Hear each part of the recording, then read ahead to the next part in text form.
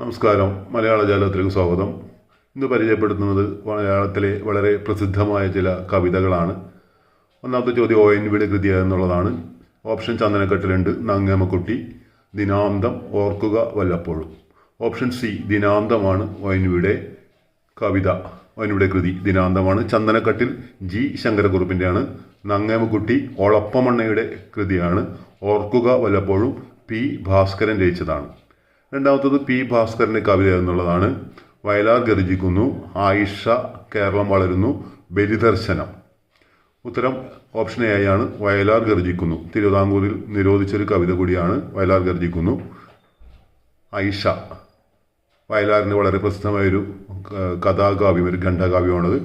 കേരളം വളരുന്നു പാല നാരായണൻ നായരുടേതാണ് കേരളം വളരുന്നുള്ള കൃതി. അതുപോലെ ബലിദർശനം അക്കിത്തത്തിൻ്റെയാണ് ബലിദർശനം എന്ന കൃതി. മൂന്നാമത്തെ ചോദ്യം ആറ്റൂരിൻ്റെ കവിത എന്നുള്ളതാണ്. ഓപ്ഷൻ ഇവനെക്കൂടിയുണ്ട്, മേഘരൂപനുണ്ട്, അന്നം, നിന്നുപോയ നാദം. ഉത്തരം വരുന്നത് ആറ്റൂരിൻ്റെ കവിത മേഘരൂപനാണ്. പി കുഞ്ഞിരാമൻ നായരെ കുറിച്ചുള്ളൊരു അനുസ്മരണ കവിതയാണ് മേഘരൂപൻ. അപ്പോൾ ആറ്റൂരിൻ്റെ കവിത മേഘരൂപൻ.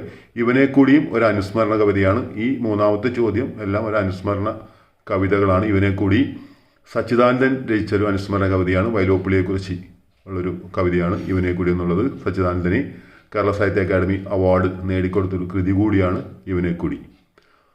പിന്നെ വരുന്നത് അന്നം. അന്നം ബാലേന്ദ്രൻ ചുള്ളിക്കാടിൻ്റെ പ്രസിദ്ധമായിട്ടുള്ള കവിതയാണ്. വൈലോപ്പിള്ളിയെ അനുസ്മരിച്ചുള്ള അദ്ദേഹം എഴുതിയൊരു കവിതയാണ് അന്നം.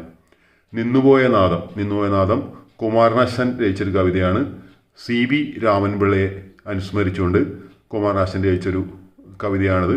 അതുപോലെ കുമാരനാശാൻ രചിച്ച കവിത പ്രരോദനം, അതും ഒരു അനുസ്മരണ കവിതയാണ്. മലയാള ജാലകത്തിൻ്റെ ക്ലാസ്സുകൾ പ്രയോജനപ്പെടുന്നെങ്കിൽ സബ്സ്ക്രൈബ് ചെയ്യുക. മറ്റൊരു ക്ലാസ്സിൽ വീണ്ടും കാണാം. നന്ദി.